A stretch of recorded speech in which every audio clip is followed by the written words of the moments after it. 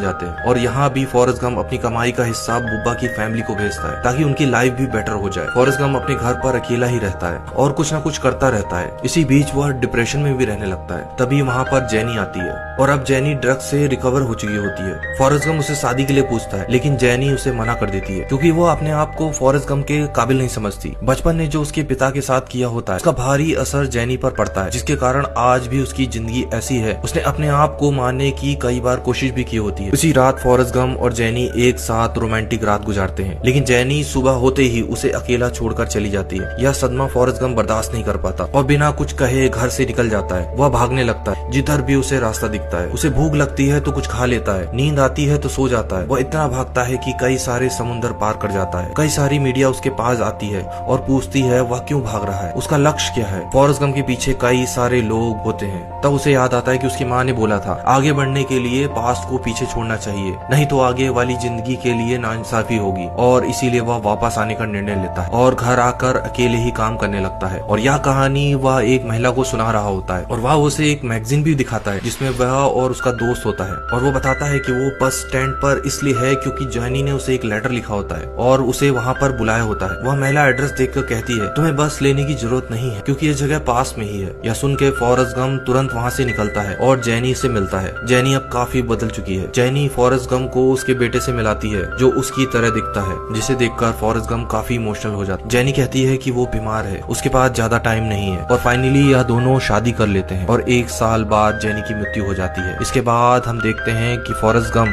अपने बेटे को स्कूल छोड़ने जाता है। इस कहानी में दिखाया गया है कि इंसान का IQ समाज से बढ़कर क्या नहीं कर सकता, इसलिए हमें अपने आप को कमजोर नहीं समझना चाहिए और जिंदगी में आगे बढ़ते रहना चाहिए। और यहाँ पर मूवी समाप्त होती है। यह मूवी आपको कैसी लगी हमें कमेंट बॉक्स में जरूर बताएं।